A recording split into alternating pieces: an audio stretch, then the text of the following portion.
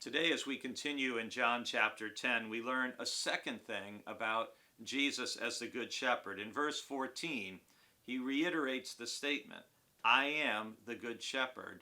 I know my own, and my own know me, just as the Father knows me, and I know the Father. And I lay down my life for the sheep. So here Jesus underscores what he said in the beginning, what we talked about yesterday, that he's a good shepherd who lays down his life for the sheep. Again, this is foreshadowing he's going to lay down his life on the cross. And notice that he's going to lay down his life. It's not that someone's going to take his life from him. He's going to lay down his life, implying that he is the one who is in control of the events that happen, which is the way John describes it in his gospel. But the second thing that we learn about Jesus as the Good Shepherd here is I know my own, and my own know me. One of the amazing things about shepherds is that in both in ancient times and perhaps more recently in more rural areas, that you could have a group of shepherds whose sheep were all grazing on the same hillside or all out there together.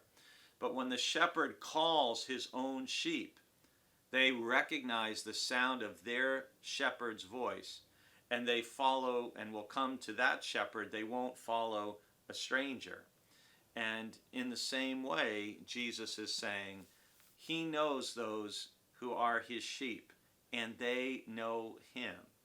And this is part of Jesus explaining, and actually John explaining through Jesus, why do some people hear Jesus' message and respond in faith and others do not? Why do some people hear and see Jesus and the signs that he's done and accept him and want to be with him, and others reject him and even criticize and attack him? Well, part of that is a dynamic at play that Jesus knows his own and his own know him.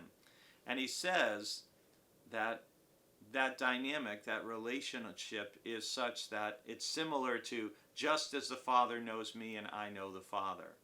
And how do Jesus and the Father know each other? Intimately, very closely, in a relationship of love and mutuality.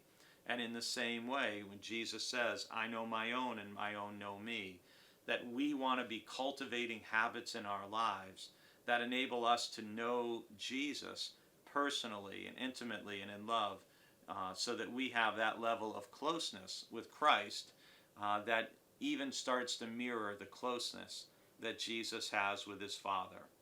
So in these first 2 days on Jesus saying, I am the Good Shepherd, we learn that he's the Good Shepherd who lays down his life for the sheep and who knows his own and his own know him. I pray that you know Jesus as your shepherd, and that you're seeking to stay close to him and to follow him wherever he leads.